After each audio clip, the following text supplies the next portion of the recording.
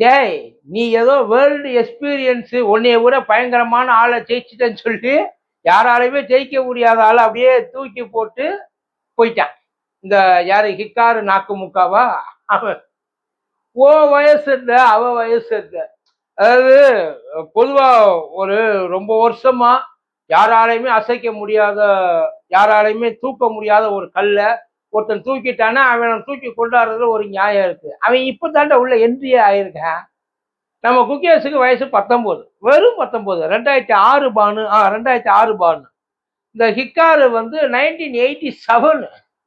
கிட்டத்தட்ட உன்னை விட டபுள் மடங்கு 2 மடங்கு எருமணி. அந்த எருமை என்ன பண்ணிருக்கு, யூஎஸ்ல மேட்ச் விளையாண்டுருக்கு குகேஸோட. அதுல ஜெயிச்சிருச்சு போல.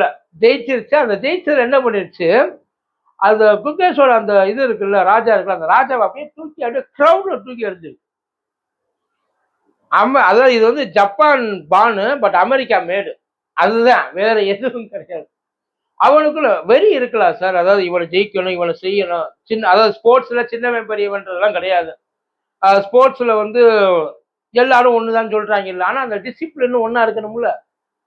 இந்த பெரிய பெரிய எக்ஸ்பீரியன்ஸ் எவன் வேணாலும் எப்ப வேணாலும் என்ன சாதனை வேணாலும் படிக்கலாம். அவனுக்கு என்ன ஆனா சொல்ல முடியாது. அது 40 ஆயிடுச்சு, ஆல்மோஸ்ட் அது ரிட்டையர்மெண்ட்டை நோக்கி ஓடிட்டு இருக்குன்னு வைக்க. பட் அந்த டைம்ல வந்து இவனை நான் ஜெயிச்சுட்டேன், ஐ ஆம் த யங்கஸ்ட். ஜெயிச்சது நீனா இருக்கலாம், ஆனா உண்மையிலே ரெஸ்பெக்ட் அவனுக்கு தான் போயிடுச்சு. இப்ப குகேஷுக்கு தான் போயிடுச்சு. அவன் பேச முடிச்சிருந்து பாக்குறேன் இப்ப என்ன நடந்து போச்சு.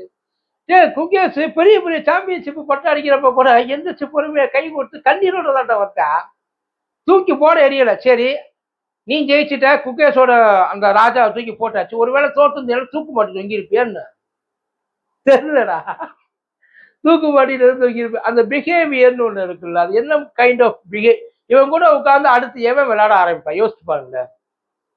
அந்த மென்டாலிட்டி அதை யோசிச்சு பாருங்க. இவன் கூட உட்காந்து அடுத்து விளையாடுறது பெரிய ஆக்ரோஷமான கேம் எல்லாம் இருக்கு. செஸ் ஆக்ரோஷமான கேம் தான், பட் ஆனா காமான இதுல விளையாடணும். எவ்வளவு நீங்க கண்ட்ரோல் பண்ணி விளையாடலாம்.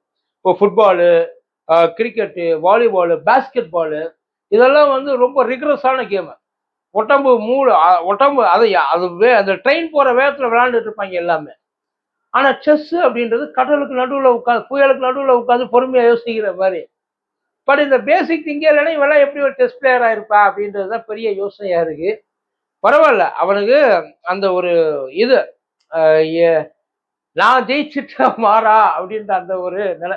அவனை எதுவும் பெட்டுக்கிட்டு கட்டியிருக்காயலா, உசுப்பு உசுப்பு ஏற்றிருக்காயலா, இல்ல இவன் ஒன்னாலையெல்லாம் இவனை ஜெயிக்க முடியாது அப்படின்னு சொல்லி எவனாச்சும் கொண்டாந்து விட்டுருக்கானா, அந்த மாதிரியும் உள்ளுக்குள்ள இருக்கலாம். பட் அதையெல்லாம் வந்து எவன் வந்து ஏற்றி விட்டானா அவனை தூக்கி போட்டு மிதிக்கணும். அதை விட்டுட்டு ஆப்போசிட் கை விட்டு குழந்தை பையன்டாவன் எருமை இப்படியா பண்ணுவ அப்படின்னு வந்து எல்லாரும் இப்ப திட்ட ஆரம்பிச்சிருக்காங்க.